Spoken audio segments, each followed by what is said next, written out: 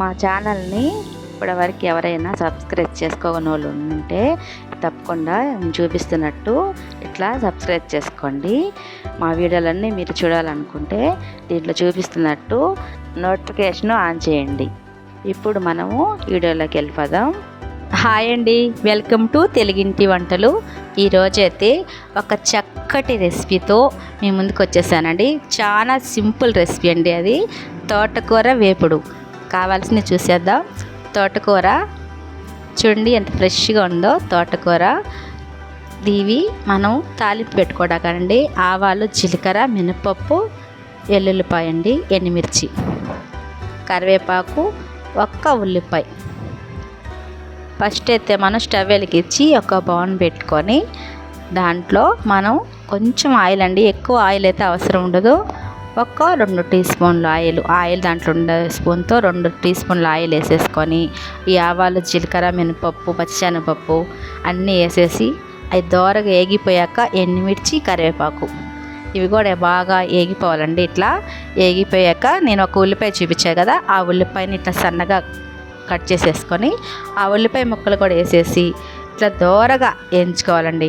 తోటకూర వేపుడు మన హెల్త్కి ఎంతో మంచిదండి. అసలు మునగాకు ఎన్నో రకాలుగా ఉపయోగపడుతుంది. తోటకూర మటుకి మనం తిన్నామంటే అసలు మనకి ఏదన్నా కొంచెం నీరసంగా ఉన్నా, రక్తం తక్కువ ఉన్నా, అట్లాంటి వాటికి గుండెకి సంబంధించిన వ్యాధులకు కూడా డాక్టర్లు ఎక్కువగా తినమనేది తోటకూరనండి. వారంలో 2-3 రోజులు ఓపిక చేసుకొని తిన్నామంటే ఇది కమ్మగా కూడా ఎంతో రుచిగా కూడా ఉంటుందండి. మనం ఇట్లా చేసుకున్నామంటే సూపర్గా పనిచేస్తుంది. మనం హ్యాపీగా హెల్తీగా కూడా ఉండొచ్చు అనమాట. అంత బాగుంటుంది ఈ తోటకూరని చాలామంది ఏంటంటే మా ఇంట్లో మా వాళ్ళు కూడా కొంతమంది ఉడకపెట్టి ఆ వాటర్ అంతా వంచి పిండి తాలింపు పెట్టుకుంటారండి. నేను చాలాసార్లు చెప్పి చూసేవాళ్ళు విన్నరు. కానీ మీకు కూడా చెప్తున్నా, తోటకూరని కానీ ఏ ఆకుకూరలైనా సరే మనం ఉడకపెట్టి వంచామంటే అసలు దాన్ని చేసుకోవడం కూడా వేస్ట్ అని నాకు అనిపిస్తుందండి. అట్లా వేస్ట్ చేసుకోబాకండి. ఇట్లాగే లైట్గా కొంచెం నూనెలో వేసుకున్న ఈ నూనెలోనే అది బాగా మగ్గిపోవాలండి. కొంచెమే, మనం ఎక్కువ అవసరం లేదు.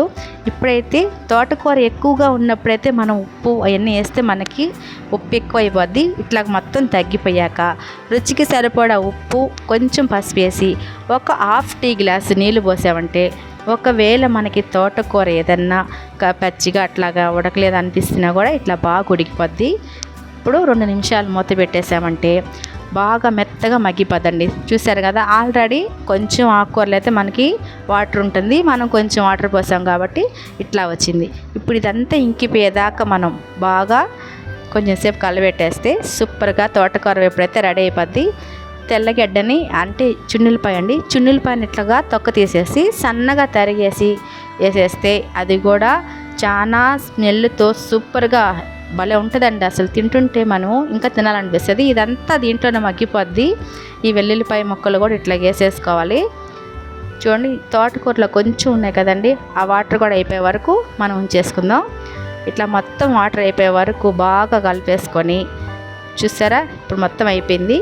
ఇప్పుడు దీనికైతే నేను పప్పుల పొడి వేసుకుంటానండి. సూపర్ ఉంటుంది. ఏ ఆకుకూర తాలింపుకే కదండి, ఏ తాలింపులకైనా ఈ పప్పుల పొడి అంటే ఇది ఏరుశనగపప్పు అండి.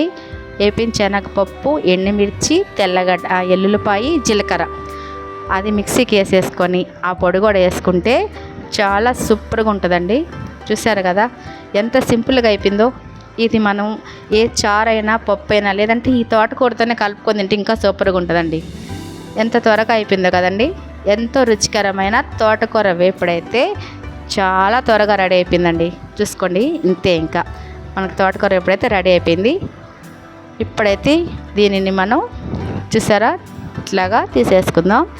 ఎంతో రుచికరమైన తోటకూర వేపుడు రెడీ. మా ఛానల్ని అయితే లైక్ చేయండి, షేర్ చేయండి, అట్లానే సబ్స్క్రైబ్ చేసి మాకు సపోర్ట్ చేయండి. ఎంతో రుచికరమైన తోటకూర వేపుడైతే ready. Thank you for watching.